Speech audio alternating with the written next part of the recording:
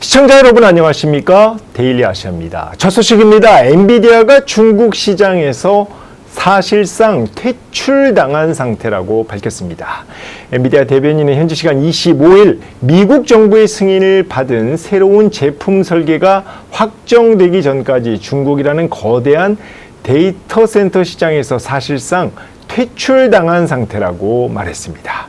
미국의 수출 통제로 세계 최대 AI 시장 중국의 수출이 막힌 엔비디아는 맞춤 칩 공급으로 돌파구를 찾고 있습니다.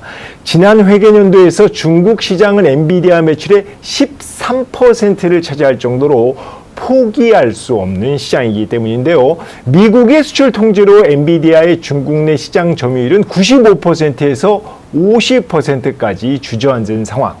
최근 젠스랑 CEO는 H20 모델 수출이 막혀 55억 달러 재고 손실을 기록했고 150억 달러 매출도 포기해야 했다고 밝혔습니다.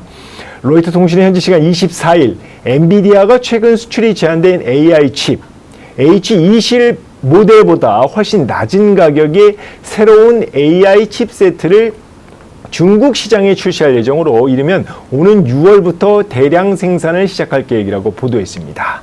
새 GPU는 HBM, 그러니까 고대역폭 메모리 대신에 GDDR7 메모리를 사용하고 TSMC 첨단 패키징 기술도 적용하지 않을 예정입니다.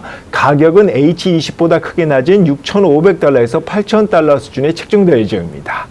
중국에서 위기를 맞은 엔비디아 덕에 GDDR7 세계 1위인 삼성전자는 수혜를 입을 것으로 보입니다.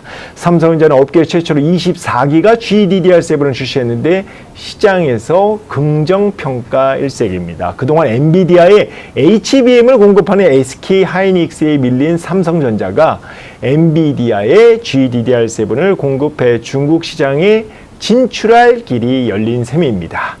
이재용 회장은 미중 관세 전쟁 속에 지난 3월 중국을 방문했죠.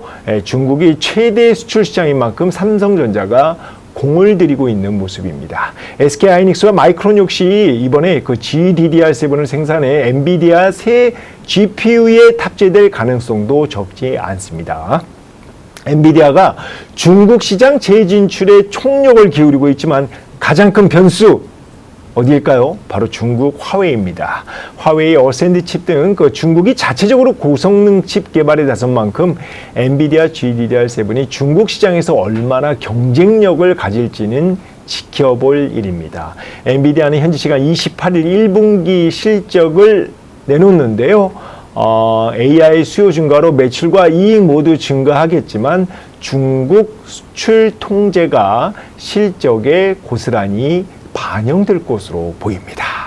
다음 소식입니다. 트럼프 대통령이 현지 시간 25일 일본 제철의 US 스틸 인수와 관련해 일본 제철은 투자로 부분적 소유권을 가질 뿐이며 미국에 의해 통제될 것이라고 말했습니다. 그러면서 그렇지 않으면 나는 협상을 하지 않을 것이라고 강조했습니다. 일본 제철이 US 스틸 를 인수할 가능성이 커진 가운데 트럼프 대통령이 새 조건을 내건 셈입니다.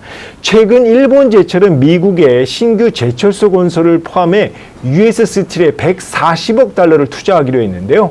이에 트럼프 대통령은 현지 시간 23일 US 스틸과 일본 제철 간에 계획된 파트너십이 될 것이며 최소 일자리 7만 개를 창출하고 미국 경제에 140억 달러를 추가할 것이라고 밝혔습니다. 이를 두고 시장에선 일본 제철의 US 스틸 인수 가능성을 높게 평가하고 있습니다. 그런데 일본 제철은 US 스틸의 완전 자회사화를 추진하고 있는데 트럼프 대통령이 일본 제철 투자에 대한 입장만 내놓은 것이란 분석이 지배적입니다.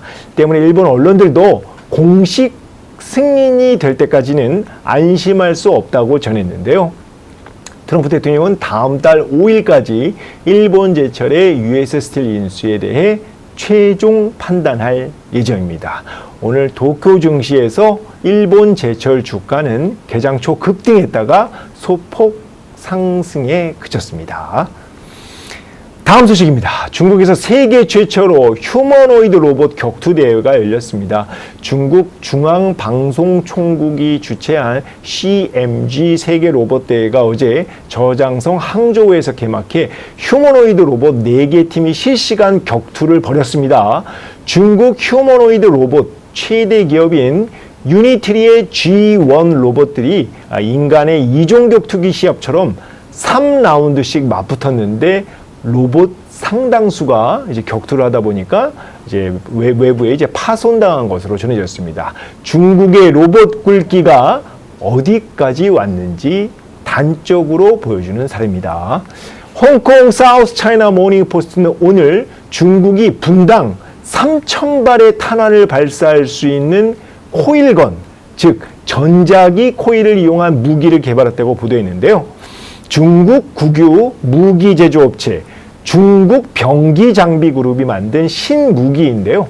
지구상 가장 널리 퍼진 살상 도구 AK-47 자동 소총보다도 5배나 빠른 분당 3,000발 발사 속도를 자랑합니다.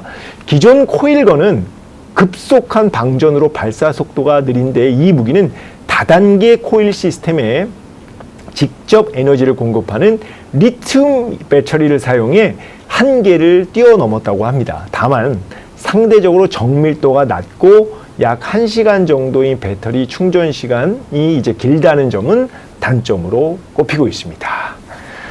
네, 데일리 아시아 오늘 준비한 거는 여기까지입니다. 지금까지 시청해 주셔서 감사합니다.